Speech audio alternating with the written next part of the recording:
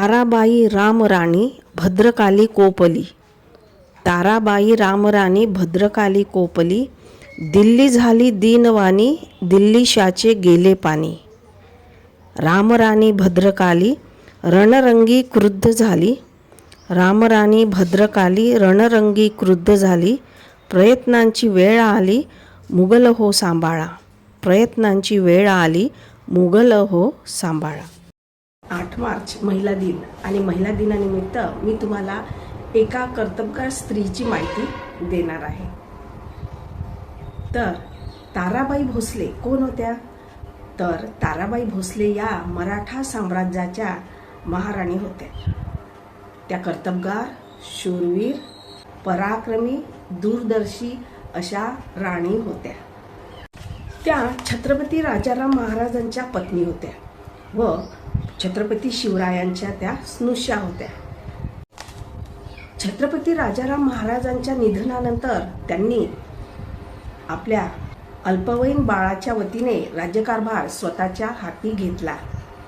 धाडसी व शूर तर होत्या, परंतु स्वतःच्या पराक्रमाने मुघलशाह म्हणजेच औरंगजेबाला त्यांनी सतत लढाईत गुंतवून ठेवले व त्यांना विजय मिळवू दिला नाही व त्यांना थोपवून धरले व साम्राज्य, मराठा साम्राज्य टिकवून ठेवले. छत्रपती शिवरायांच्या जाण्याने तसेच संभाजी महाराजांच्या जाण्याने व राजाराम महाराजांच्याही निधनानंतर त्यांनी ही पराक्रमी, ही जोखमीची कामगिरी पत्करली, जी कामगिरी राज्याला, मराठा साम्राज्याला आवश्यक होती. त्या हुशार प्रशासक होत्या. मराठी साम्राज्य त्यांनी चालवलेच नाही तर मजबूत बनवले.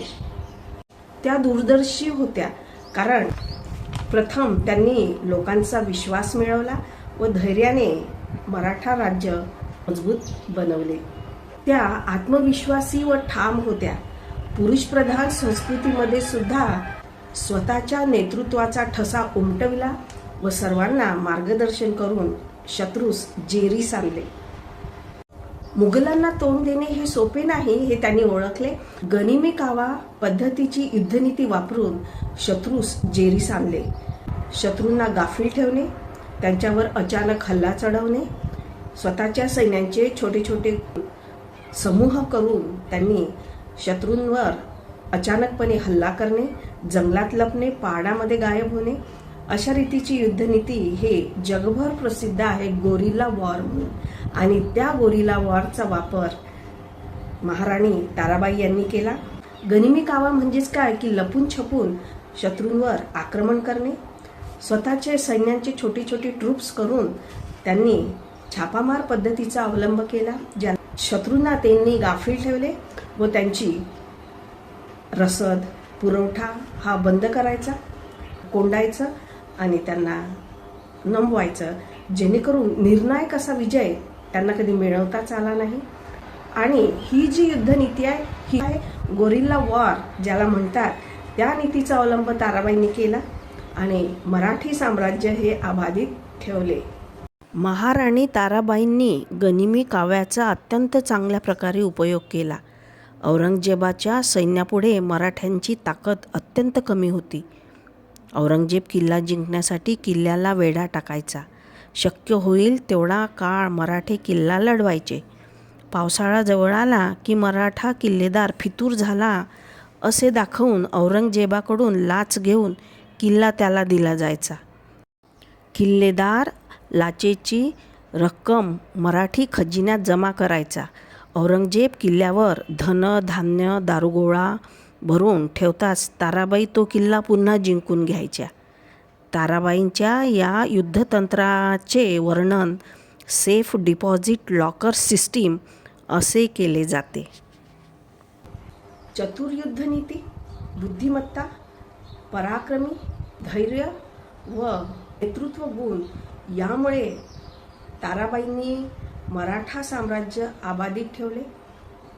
त्यांनी हे साम्राज्य तेव्हा सांभाळले जेव्हा साम्राज्याला त्यांची गरज होती, मराठ्यांना त्यांचा आधार हवा होता आणि त्यांनी हे नेतृत्व सिद्ध करून मराठी साम्राज्य पुढे नेले. इतिहासामध्ये या महाराणींचे नाव मोठ्या आदराने घेतले जातात. मुघल इतिहासकार खाफी खान याने महाराणी ताराबाई यांचे वर्णन पुढील शब्दात केले आहे. ताराबाई बुद्धिमान आणि शहाणी होती. सैन्यांची व्यवस्था आणि कारभार या बाबतीत नवऱ्याच्या हयातीतच तिचा मोठा लौकिक झाला होता. राजारामाची पत्नी ताराबाई हिने विलक्षण धामधूम उडवली. ती तिच्या सैन्याच्या नेतृत्वाचे आणि मोहिमांच्या व्यवस्थेचे गुण प्रकर्षाने प्रकट झाले. त्यामुळे मराठ्यांचे आक्रमण आणि त्यांची धामधूम दिवसेंदिवस वाढत गेली. ताराराणींच्या हालचालीमुळे औरंगजेब हताश झाला. सतत 25 वर्ष मुघल मराठा संघर्ष सुरू होता. मराठ्यांचा पाडाव करणे त्याला जमले नाही, कारण ताराराणींचे कुशल नेतृत्व आणि मराठ्यांचा कडवा संघर्ष याने औरंगजेब जेरीस आला. अखेर त्याचा मृत्यू झाला. त्याच्या मृत्यूनंतर दिल्लीच्या तख्तापर्यंत मराठ्यांनी धडक मारली. त्यातही ताराराणींचे कारभार कौशल्य दिसून येते. छत्रपतीची सून म्हणून इतिहासाच्या पानांवर ताराराणींचा अमीट असा ठसा आहे. का नाही, शेवटी त्या शिवाजी महाराजांच्या सून होत्या. जय महाराष्ट्र.